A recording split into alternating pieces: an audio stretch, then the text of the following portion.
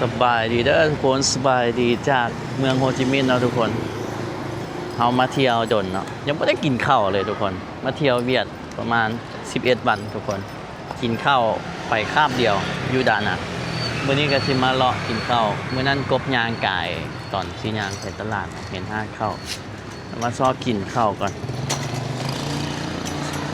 มีแต่กินเส้นไปนี่ข้าวทุกคนมันมีข้าวเด้มีอย่างไก่กับหมูกรอบกับมันlike that slice cơm cá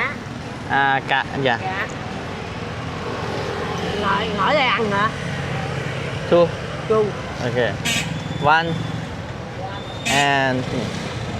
okay สองเนาะ sit down โอเคเราคือว่ามีอันนี่บอกจัวให้ป่ะตักเอาที่นี่เลยbao nhiêu 80 8 1 2 3 แพงเลยก็เลยวะเนาะถึกตัวกับบ่ฮู้นั่น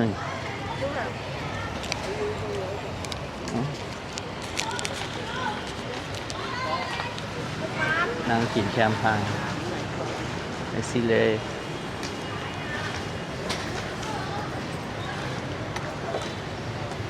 hello gái ให้ไป200,000สิได้มาเท่าไหร่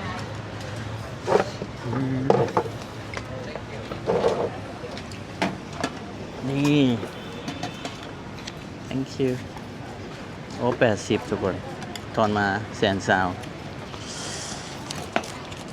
กับแพงอยู่นะกินมื้อนั้น50เนาะอันนี้มีน้ำซุปให้ป่ะจำเอิญมีน้ำซุปให้เป็นแพงน้ำปลาดิจำเอิญน่าจะแพงน้ำปลาเนาะ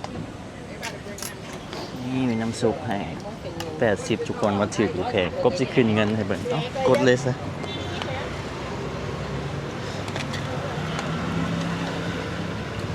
80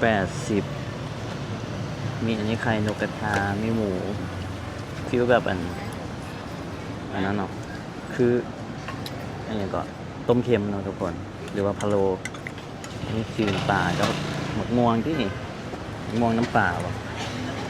น้ำซุปใส่หมักยังไง80,000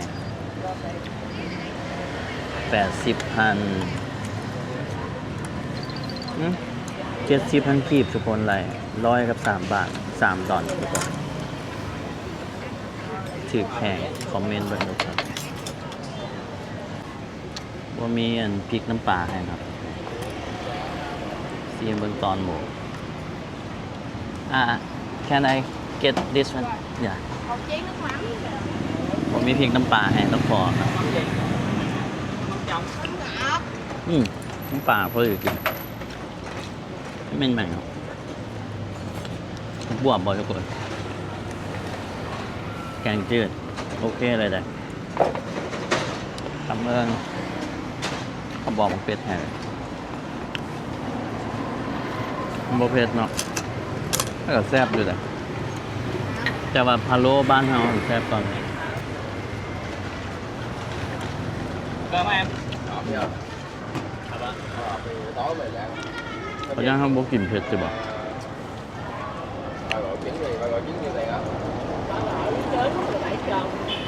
กินแคมทานจริง cơm 80 vâng 830 nhớ được rồi น้ำปลาอะไรโคตรแซ่บ để chú làm canh hay làm canh luôn làm luôn đi chứ sao không làm nữa. Ta ăn xong rồi ta mới nói cho em ăn.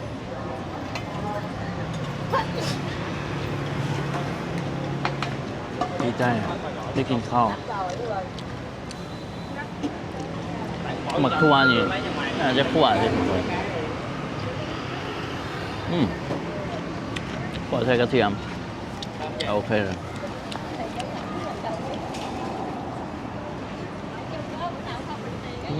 Đợi ra bán bây giờ chị không có chị nào ăn được. รสชาตินะขั้นเผ็ดกว่านี้ทางฝั่งไม่บ่เผ็ดเลย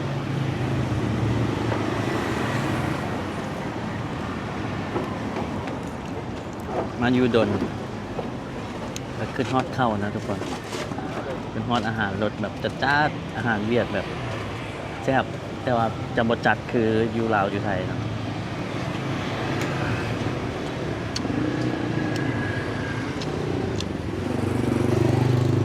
Rồi anh. ต้มเปล่าขึ้นเปล่าขึ้นเปล่ากินก็เหมือนกันเนาะก็เข้ากันโบ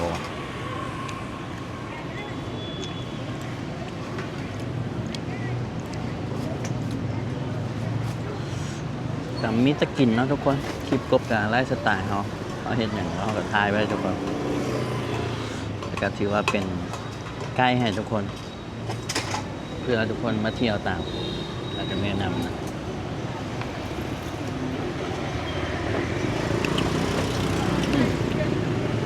Quái đạo chồng về Cái đâu chim á bà. chồng về ก็อยู่แบบเพื่อนหลายเขาจะบ่เห็นจืนไก่ปิ้งอย่างแบบคืออยู่ไทยนะทุกคนจะตีดฟู้ดมีแต่อันเพื่อนหลายมีแต่พวกข้าวจีปาเต้ร้านหมี่อะเนาะร้านใหญ่กาเฟอพวกเส้นแล้วพวกเส้นสลัด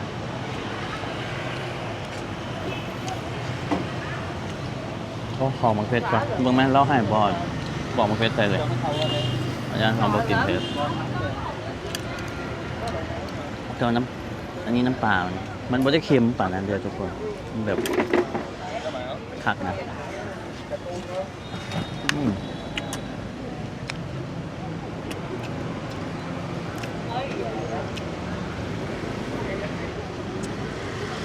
อันนี้น่าจะจานนี้น่าจะ60อันนี้น่าจะสาวหรือบอสั้นกะอันนี้50อันนี้30ทุกคนมันจึงเป็น80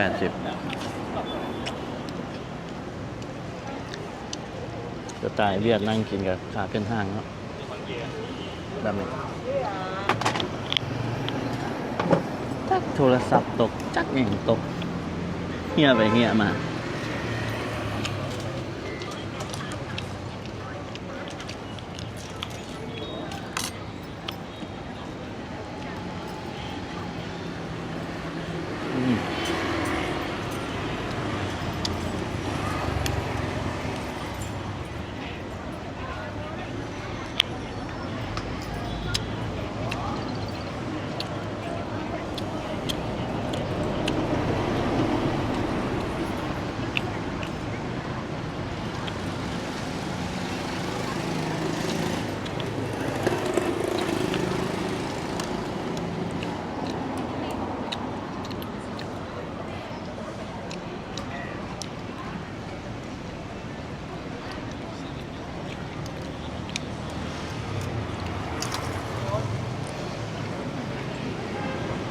แปะก่อน Google Translate ผมขอพริกเพิ่มได้ไหม ผมขอพริกเพิ่มได้ไหม ผมชอบกินเผ็ด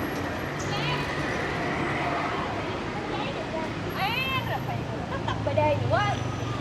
Anh. BD cũ quá chờ ผ็ด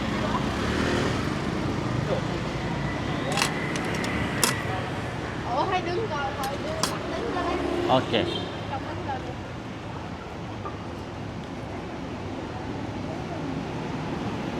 โอเค thank you นี่มาเที่ยวกันใส่สิทุกคนจีดจาดขึ้นมาแล้วมันเผ็ด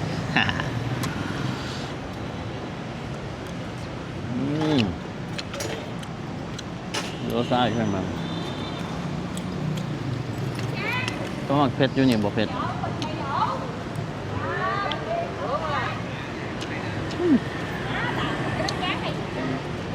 จะได้กินถึกใจ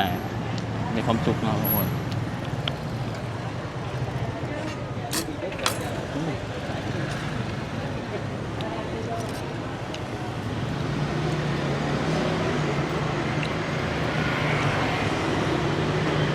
อดปลา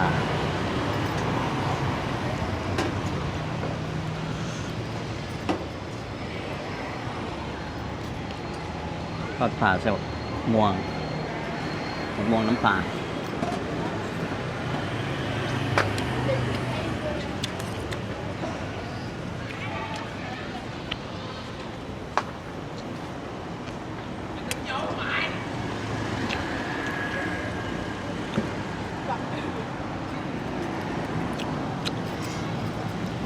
น้ำซุปกับกระไซหมูนะทุกคน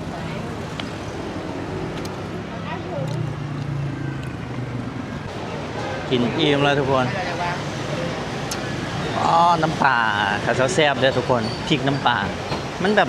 มันพอดีนะมันไม่ได้ว่าเค็มโดดมันแบบนะพอดีครับนี่ก็ซอกกินน้ำปั่นก่อนทุกคนของหวานก่อนน้ำปั่นก็เท่าเดิมสมูทตี้ก็มีโอ้จอก40ซัมเมอร์จูสแอปเปิลมีไส้ M กับ L this one juice the big one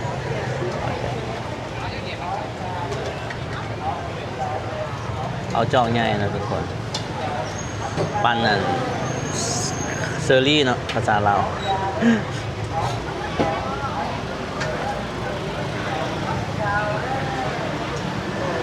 บรรยากาศละแวกพวกผักนี่มันคึกคักเลยทุกคนเลยใกล้ๆตลาดโชเบนทานนี่มันไงบับซาวบอกมิแต่ต่างประเทศมาเที่ยวหลายเพราะว่าอาหารเขาจะมาข้าวจีเลยทุกคนประมาณมากินเลยถือปากเนาะเพราะว่าบันหมอกบันมีข้าวจีอาหารเวียดแต่สมัยก่อนแบบหลายแต่ก็ว่าประเทศลาวไทยกับบ่น้อยหน้าเด้เขาก็มีอันนั้นอยู่เขาก็มักคือกันอยู่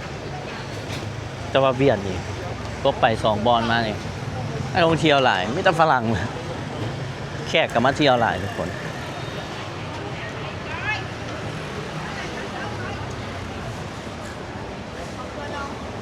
เอามาปอกเปลือกว่ะโอ้คั้นน่ะน้ำสดเลยทุกคนโอเคอยู่สันแจ็คเขาเด่นเนาะ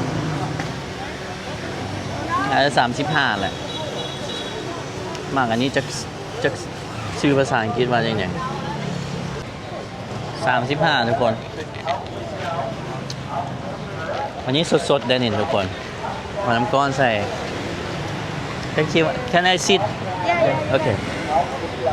เดี๋ยวกินแล้วเขาก็มานั่งอยู่นี่ได้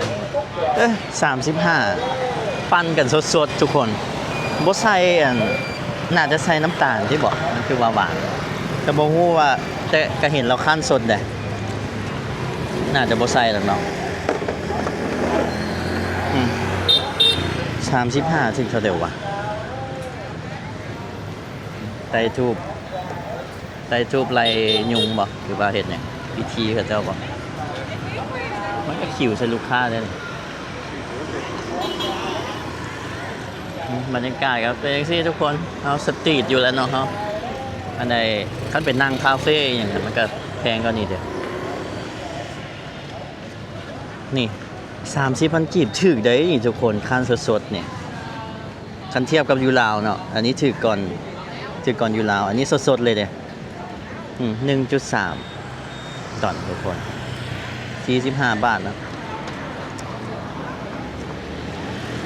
ประเด็นคือแบบขั้นสดนะน้ำปั่นอยู่4 หอมก็เริ่มต้นมักโมกับ30คือกัน35บ่ราคาก็ใกล้เคียงทุกคนบางอย่างก็ชื่อก่อนบางอย่างก็ซ้ำกัน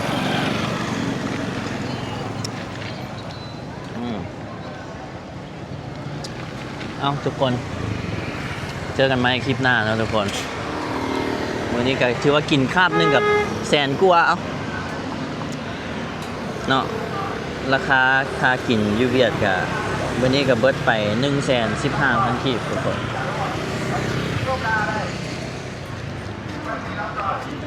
น่าจะแต่งนี่แสนกีบไปเอาคาบละแสนเนาะลายเจือหนึ่ง150 บาท 4.37 ดอลทุกคน อันนี้ราคาอาหารต่อคาบกับประมาณนี้